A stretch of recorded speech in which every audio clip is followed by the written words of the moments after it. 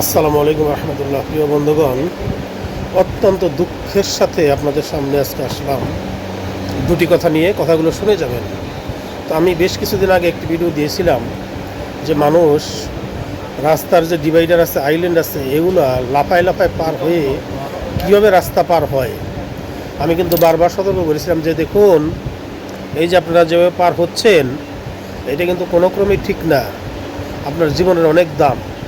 বাংলাদেশে 18 কোটি মানুষ, এই মানুষ যদি একসাথে এই রাস্তা পার হয় শত শতবার, তো একজন মানুষের জীবনের দাম কেউ দিতে পারবে না। তো দেখুন, আজকে সকালে আমি রাস্তা দিয়ে যেতেছিলাম, অত্যন্ত কষ্টের সাথে জানাচ্ছি আপনাদের, একটা লোক রাস্তার মধ্যে পড়ে আছে। সে অলরেডি মৃত্যুবরণ করেছে। কেন করলো? সে এই রাস্তা পার হইতে গেছে। সে কিন্তু একজন বিবেকমান, সুস্থ সবল, পরিপূর্ণ মানুষ। সে ওভারব্রিজ ব্যবহার না করে সে নিচ দিয়া এই ডিভাইডার পার হয়ে সে কিন্তু রাস্তাটা পার হইতে যাইতেছিল। তো অটোমেটিক সে গাড়ির নিচে চাপা পড়ে ইন্তেকাল করলো। এখন দেখেন, এই যে লোকটা চলে গেল, সে একটা সেকেন্ডও কিন্তু বাঁচতে পারে নাই। তার এখান থেকে ধরে পুরো মাথাটা একদম মাটির সাথে পিষে গেছে। কি বলবো বলেন, একদম পিষে গেছে। তা আমি 999-এ কল করে ওনাদেরকে কনফার্ম করলাম লোকটি মারা গেছিল প্রায় 8টার একটু পর পর। পুলিশ এসে ওনার লাশ রাস্তার থেকে সরাইলো 10:30টায়। সে কিন্তু বাসার থেকে বের হয়েছে উপার্জন করার জন্য। সে হয়তো সারাদিন কাজ করবে, 200, 400, 500, 1000 টাকা কামাই করবে। সে রাত্রিবেলা বাসায় বাজার টাজার নিয়ে যাবে, বউ বাচ্চা নিয়ে বা মা বাবা নিয়ে, ফ্যামিলি নিয়ে সে খাবে।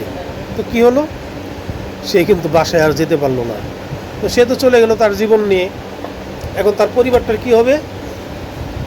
তার পরিবারটার কি হবে বলুন আপনারা? আমার কথা এটাই। আমার কথাটা কিন্তু এখানেই। এখনও যারা, আমি এরপরেও দেখলাম যে লাশ ওখানে পড়ে আছে, এরপরেও কিছু মানুষ, বেকুব শ্রেণীর কিছু লোক, এরা এরপরেও পার হইতেছে। আরে ভাই, আজকে উনি বিপদে পড়ছে, কালকে তো আমিও পড়তে পারি।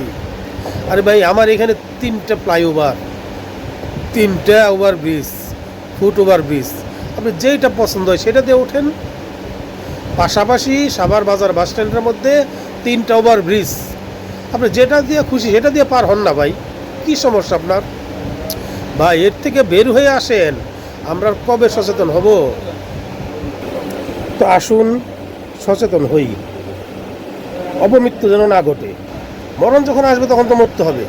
তো আমি কেন জীবনের ঝুঁকি নিয়ে রাস্তা পার হইতে গিয়ে আমার মৃত্যু আমি নিজে ডেকে আনবো? কেন কেন?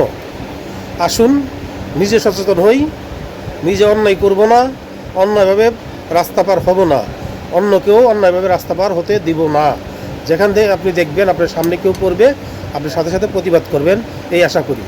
আর এই ভিডিওটি দেখে যদি সবাই মনে করেন যে কারো উপকার হইতে পারে, তো ভিডিওটি ছড়িয়ে দিবেন, লাইক কমেন্ট শেয়ার করবেন, আর আমাকে ফলো দিবেন। ধন্যবাদ সবাইকে। আসসালামু আলাইকুম রহমতুল্লাহি ওয়া বারাকাতুহু।